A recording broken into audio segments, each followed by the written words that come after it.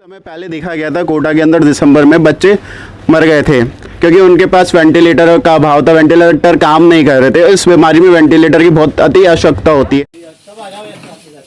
का science India news में आज कोटा के अंदर कर्फ्यू लगा हुआ है कई इलाकों के अंदर, क्योंकि यहाँ पे जो कोरोना पीड़ितों की संख्या है वो 97 तक पहुँच चुकी है। इस समस्या में जो व्यक्ति खाने से दूर हो चुका है और उसके पास संसाधन नहीं है, तो इस समय पे जो जिले के मंत्री पद पे आसीन व्यक्ति हैं, जो यहाँ से विधायक भी हैं, शांति धारीवाल जी के आह्वान पर कुछ लोगों ने यहाँ पर खाना वितरित करने का कार्यक्रम शुरू किया है। उसी के अंदर हाड़ौती विकास मोर्चा के राजेंद्र शांगला हमारे साथ, जो इस बारे में पूरी जानकारी हमें देंगे। नमस्कार सर। नमस्कार। तो किस तरह सर ये कार्यक्रम आप कर रहे हैं और किस तरह आपका ये पूरा आयोजन है?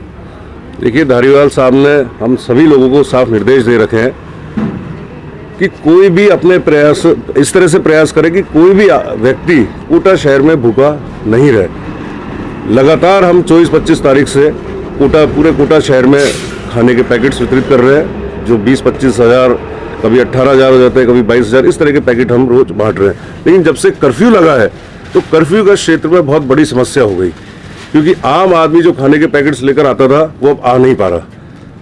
तो हमने जो कर्फ्यू का क्षेत्र है वहीं पर भोजनशालाएं शुरू कर दी हैं। इन्होंने विष्णु मेवाड़ा जी, रमेश सुमन जी, गुड्डू भाई, विनोद जी, इन सब लोगों ने, नागर जी, इन सब लोगों ने आज से भीमगंज मंडी क्षेत्र में भोजनशाला शुरू करी है। तो जो वहाँ से सामाजिक संस्थाएं दे रही हैं खाना, वो अलग है, धारीवाल साहब की तरफ से अलग आ रहा है। और यहाँ स्थानीय स्तर से भी खाना बनाकर गर्म खाना कर्फ्यू का क्षेत्र में बांटना शुरू कर दिया है। सर, ये एक ऐसी बीमारी है जो दिखती नहीं है लोगों के मन में डर है, लोग डर के मारे घर से बाहर नहीं निकल रहे हैं क्योंकि वो बीमार हो सकते हैं और कई तरह के संक्रमण को पकड़ सकते हैं। क्या आप लोगों को ये डर है नहीं, या आप समाज सेवा को इस तरह देख रहे हैं कि आप समाज सेवा ही करेंगे केवल? देखिए, डर तो बिल्कुल है। आप हमारे घर में जाकर देखोगे तो आपको पता पड़ेगा कि घर वाले इतने नाराज है कि हमसे बात भी नहीं कर रहे हैं। लेकिन शहर भी हमारा है, शहर के लोग भी हमारे हैं, इनका ध्यान रखना भी हमारा फर्ज है। इसलिए हम लगातार लगे हुए हैं और धारीवाल साहब कंटिन्यू मॉनिटरिंग करते हैं कि वहाँ पर खाना पहुँचा नहीं पहुँचा, वहाँ कितना पहुँचा। उनके पास जो कहीं से फ़ोन आता है वो हमें मैसेज करवाते हैं कि भीमगंज मंडी में इतना खाना भिजवाइए, रामपुरा में फलाने वहाँ खाना भिजवाइए। लगातार दिन भर मॉनिटरिंग करते हैं। तो जब उनकी इतनी मॉनिटरिंग चल रही है तो ये हमारा फ़र्ज़ है कि हम यहाँ पर किसी को भूखा नहीं रहने दें। सर, कितना एरिया कवर कर लेते होंगे आप और कितने घरों तक आप पहुँच पा रहे हैं?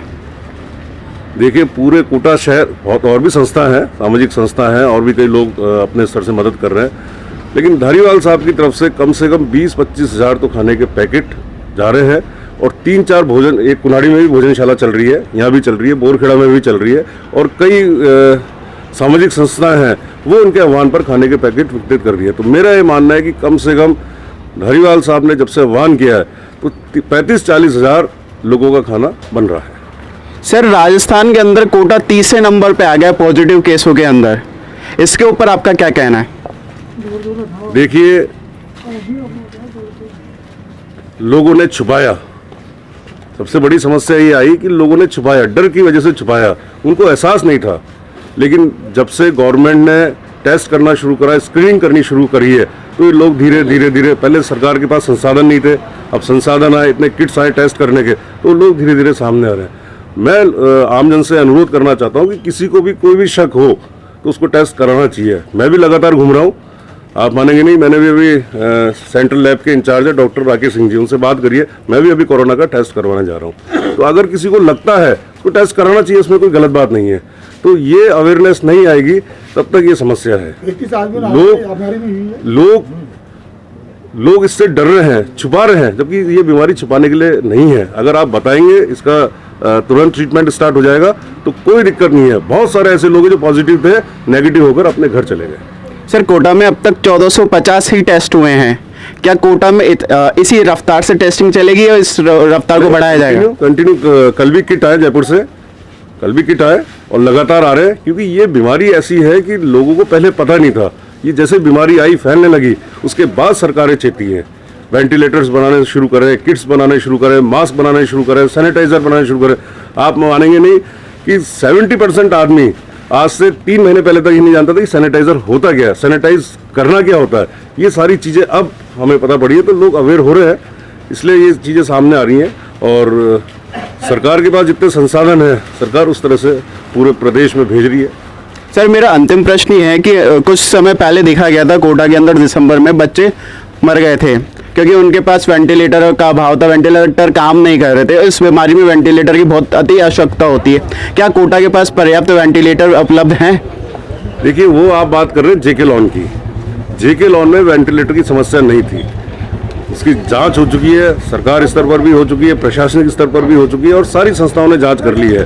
वो जो कमज़ोर बच्चे थे, जो बच्चे जल्दी हो गए, 7 माह के थे, 7.5 माह के थे या शुरू से किसी बीमारी से थे, उन बच्चों की डेथ हुई थी। देखिए, वेंटिलेटर मेरे ख्याल से 150 वेंटिलेटर तो मेडिकल कॉलेज का जो इन्होंने बनाया है उसके पास था, और एक वेंटिलेटर से 2 लोगों को इसमें एक वेंटिलेटर को 2 लोगों में यूज़ कर सकते हैं। तो अभी मेरे ख्याल से 300 पॉजिटिव लोगों के लिए तो वेंटिलेटर है। फिर प्राइवेट हॉस्पिटल्स अलग है, और ये बात मैं आपको 4 दिन पहले की बता रहा हूँ। अब 4 दिन के अंदर अगर और कोई इक्विपमेंट्स आ गए हों तो वो बात अलग है। कहा जाता है कि यदि व्यक्ति चाहे तो सब पूरे दुनिया को अपना परिवार बना सकता है। यही हमारी संस्कृति है, वसुधैव कुटुंबकम।